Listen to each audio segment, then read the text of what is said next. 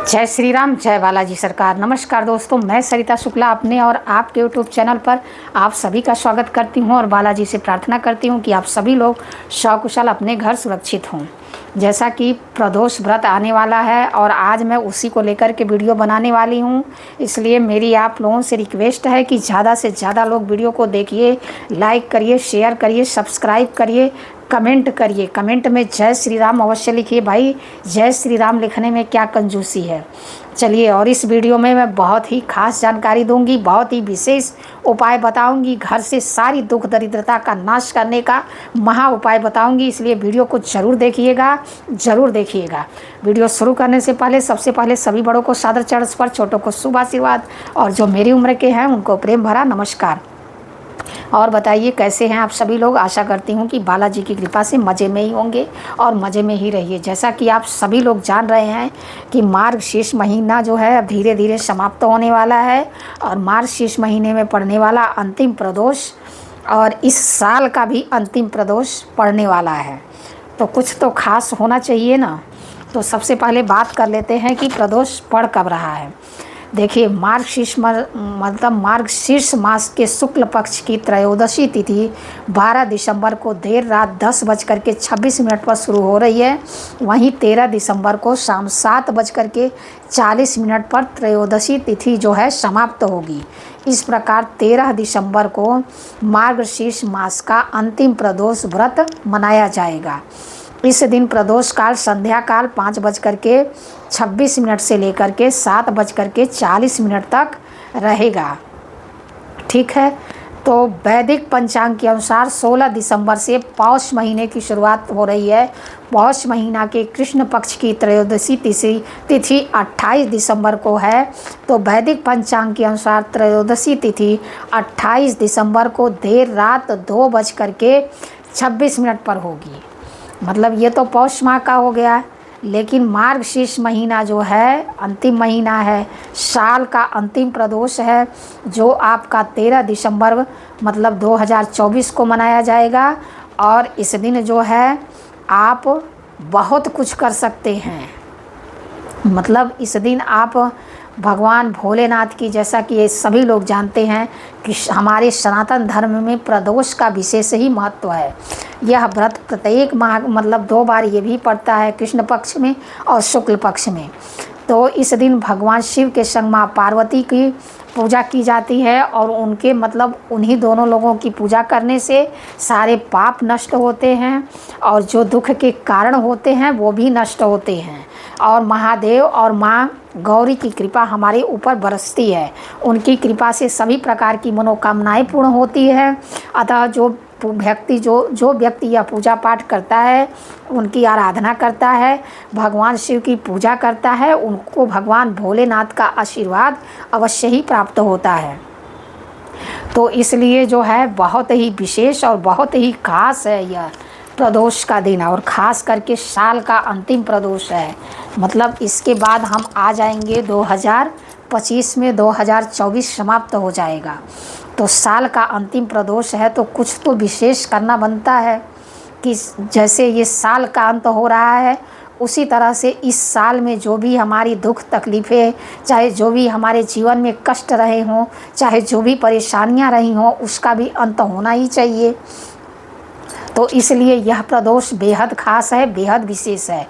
तो इस दिन जो मैं आप लोगों को उपाय बता रही हूँ, इसको विशेष रूप से करिए और इसका लाभ अवश्य उठाइए। देखिए, जीवन में हर चीज़ जो है बार बार नहीं मिलती, लेकिन हमको तो भगवान की पूजा करने का, उनसे कुछ कहने का, उनसे कुछ मांगने का मौका बार बार मिल रहा है और बहुत ही सुंदर सुंदर समय पे मिल रहा है। तो इसलिए इस मौके को मत चूकिए और अपने जीवन को सुंदर बनाइए और उनकी आराधना करिए। देखिए, जैसा कि मैंने कहा कि साल का अंतिम प्रदोष है, तो इस दिन जो है शाम के टाइम आप शिव मंदिर अवश्य जाइए। साथ में जो है भोलेनाथ को चढ़ाने के लिए सब मतलब उनकी जितनी भी पसंद की चीज़ें हैं, बेलपत्र है, धतूरा है और मतलब पंचामृत बना लीजिए। अभिषेक करने के लिए माँ गौरी को सुहाग की चीज़ें ले लीजिए और ले करके मंदिर चले जाइए। भोलेनाथ का जो है जलाभिषेक करिए, पंचामृत से अभिषेक करिए, उसके बाद फिर शुद्ध जल से उनको स्नान कराइए, उनको वो सारी चीज़ें अवश्य चढ़ाइए, चंदन से उनके ऊपर अच्छे से लेप करिए, उनको बेलपत्र चढ़ाइए। अपनी आपकी जो भी मनोकामना है, आपकी जो भी परेशानियां इस साल में रही हैं, वो उनसे कहिए कि अगले साल में वह सब दूर हों और उनकी कृपा आपको प्राप्त हो। एक नारियल अवश्य ले लीजिए। नारियल जो है अपनी मतलब उतार करके अपने सर से माँ गौरी के चरणों में रख दीजिए और उनसे प्रार्थना करिए कि हे माँ, मुझे खूब सारा आशीर्वाद दे करके जाइए कि आने वाला साल जो है, हे माँ गौरी, हे भोलेनाथ, आने वाला साल जो है मेरा बहुत ही अच्छा हो, बहुत ही सुखमय हो। जो सपने मेरे इस साल में नहीं पूरे हो पाए वो अगले साल में अवश्य पूरे हों। उनको इत्र की शीशी अवश्य चढ़ाइए, मतलब इत्र की शीशी ले लीजिए और ले जा कर के भोलेनाथ को अवश्य चढ़ाइए। इससे आपको जो है आप आगे बढ़ने में आपको मदद मिलेगी। अगर आपको गन्ने का रस मिल जाता है तो गन्ने का रस उनको अवश्य चढ़ाइए। अगर गन्ने का रस नहीं मिला तो गुड़ का रस बना लीजिए, थोड़ा सा गुड़ आता है ना, गुड़ का रस बना लीजिए, उससे ले जा कर के उनको चढ़ाइए। इससे आपकी नौकरी संबंधी समस्या जो है वह दूर होगी। और उसके बाद जो मैं आपको बता रही हूँ उसको करिए। जब आप सब कुछ चढ़ा लिए, माँ गौरी को सुहाग की चीज़ें चढ़ा दीजिए। उसके बाद शांति से एक जगह मंदिर में एक किनारे बैठ जाइए। अगर उनके सामने बैठने की जगह नहीं है तो कोई बात नहीं, बाहर निकल के एक किनारे बैठ जाइए और वहीं बैठ कर के शिव पंचाक्षर स्तोत्र आता है, शिव पंचाक्षर स्तोत्र का पाठ करिए। ठीक, उसके बाद शिव दारिद्र दहन स्तोत्र ये आता है, इसका पाठ करिए। उसके बाद एक माला नमः शिवाय, एक माला मतलब 108 माला, मतलब 108 बार, 108 बार करने को एक माला कहते हैं। इस तरह से एक माला का जाप करिए। उसके बाद एक माला महागौरीये नमो नमः, इसका एक माला जाप करिए। यह उपाय उसके बाद जो आपने वहाँ जल चढ़ाया है, उस जल को तो नहीं, लेकिन जैसे कोई जल चढ़ा रहा है तो थोड़ा सा अपने लोटे में वह जल ले लीजिए और उसको अपने घर ले आइए। घर ले आकर के अपने पूरे घर में पैर के नीचे ना पड़े, ये ध्यान रखिएगा। अपने पूरे घर में, हर कमरे में, हर जगह उस जल को थोड़ा थोड़ा छांट देना है आपको। बस यह उपाय आप कर लीजिए, देखिए आपकी गाड़ी दौड़ने लगेगी। आपका जीवन कहाँ से कहाँ चला जाएगा। भोलेनाथ बहुत ही भोले हैं और बहुत ही दानी हैं। अगर श्रद्धा भक्ति के साथ आपने ये कर दिया ना तो तुरंत पिघल जाने वाले हैं।